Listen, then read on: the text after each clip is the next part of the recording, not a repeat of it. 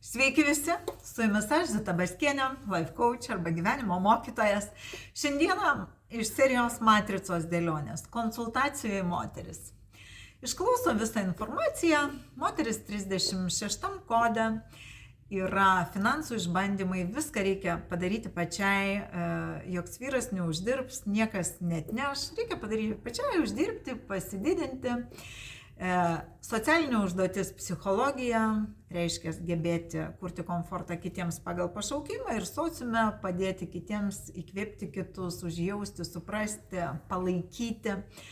Bet moteris nuėjusi į finansų sritis su skaičiukais, tas momentas niekaip toks gilumo neveikia, nors užduotyje daug to yra, giliai žiūrėti ir į psichologinius momentus per žmonės, ar ne. Ir klausimus, kurius man visi užduodat po konsultacijos, jie užduoda klausimą labiausiai, man svarbu, sako, šeima. Nes vyras lyg užmesgė tokį flirtą su moterim, ten nebuvo nieko rimto, bet tas flirtas įvyko, tokios žinutės, susirašymai, gal pabendravimai dažnesni. Ir ji sako, nežinau, viduje toks jausmas, nežinau, ar galiu patikėti ir tiesiog, žinot, kaip žmogus pasimeta, jis ieško atsakymų. Ir aš pasižiūriu vyro datą. Greitai užduodama apie vyrą keletą klausimų, aš suprantu, kad vyras tikrai yra pozityvę, viskas su juo yra gerai, juolab, kad jis nuramino moterį, pasiūlė viską pamiršti, kaip tokį, žinot, nereikšmingą tiesiog situacijos buvimą, ne klaidą, neįvyko nieko tokio. Ir suprantu, kad vyras yra pozityvę, bet jo karmos klaida yra šeimų ardymas. Ir tą situaciją matrica jam vis tiek turėjo sumodeliuoti, nes kaip jį kitaip sužinos, tas žmogus išmoko tą karminę klaidą ar ne. Ar jis peržengs ribą tame santykyje, ar jis pažiūrės, kaip tai vyksta ir sakys, ne, stop. Tai šiuo atveju vyras pasakė stop, o situacija jį turėjo įvykti. Tas žmogus turėjo turėti pagal karmą tokį išbandymą, vardan to, kad matrica pamatytų atsakymą. Tai aš nuraminu moterį, nes suprantu, kad tikrai vyras yra pozityvė ir mes jau kalbam toliau. Kaip tai vyko, ar ne? Moteris pasidavė į sportą, žinot, dabar labai daug sociumas mums primeta prabangių dalykų, tenisų, buriavimų, dar kažko, vardan to, kad tai yra prabangu, galbūt sveika ar ne, ir lyg svarbiau už kažką. Ir moteris taip, žinot, ir gyvena. Vaikai, darbas, sportas. Ir tas vyras lyg lieka nuošaly. O moters socialinė užduotis – psichologija. Vyras gimęs 10 dieną, jis turi pradėti verslą, bet nesiryžta. Jam pagal kliūtį baisu prarasti biudžetą, išvaistyti, jeigu nepavyks, ar ne?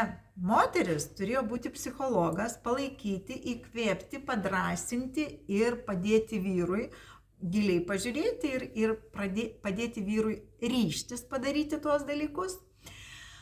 Žiūrim į moters detalizacija. Pas ją yra verslo strėlė, būtent per šeimos verslą. Jau suprantam, kad jie iš tikrųjų abu turi daryti verslą. Aš paklausiu, kokioje srityje vyras norėtų daryti verslą. Jis sako, gamta, apgyvendinimas, kažkokios gal stovyklos, gal kažkoks turizmas. Moters pašaukimas kurti komfortą kitiems ateina per harmoniją, grožį, pusiausvyrą. Uždaro kelius, netinkamas požiūris į šeimą. Ir visas paveikslas yra toks, kad vietoj to, kad moteris ėjo ten savo laisvalaikį užimti sportų, jeigu jie būtų kartu susėdę, jį būtų palaikiusi, įkvėpusi vyrą ir jie kartu būtų pasidalinę atsakomybės ir prisiėmę už tą verslą, viskas būtų įvykę daug greičiau. Aš tikiu, kad viskas įvyks dabar, bet nebūtų šito mažo tokio pakritimo žemyn. Jis nereikšmingas, bet jis buvo. Tai mes taip gražiai sumodeliuojam ir viską pamatom, kad vyrui situacija su tokiu išbandymu dėl kitos moters turėjo įvykti, matrica turėjo žinoti atsakymą. Moteris dabar supranta, kad jis savo socialinės užduoties psichologijos niekur netaiko ir netlieka. nes dirba darbą nesusijusi su tuo. Reiškia, va, tas palaikymas ir buvo jos sociume kaip užduotis ir situacija turėjo paimti tą psichologo resursą, bet ji atsisakė, ji nuėjo į tą minusą, kur uždaro kelius į pašaukimą, netinkamas požiūris į šeimą. Ne? Mes taip gražiai iki detalių smulkių viską išdėliojam ir taip viskas aišku ir man širdyje taip gera. Toks vaizdas, kad šiandien prisidėjau prie šeimos sustiprinimo ir prie kažkokios gražios šeimos perspektyvos, ne tik santykiuose, bet ir versle. Tai myliu savo darbą ir dėkoju dangui už galimybę įdirbti. Sėkmės jums visiems. Nebijokit užduoti pačių netikėčiausių klausimų. Kartais jūs tiesiog nežinot, ką iš datos aš galiu matyti. Galiu matyti labai daug. Esu beveik virtuozas savo darbe. Todėl nebijokit ir jeigu užtrunkam ilgiau.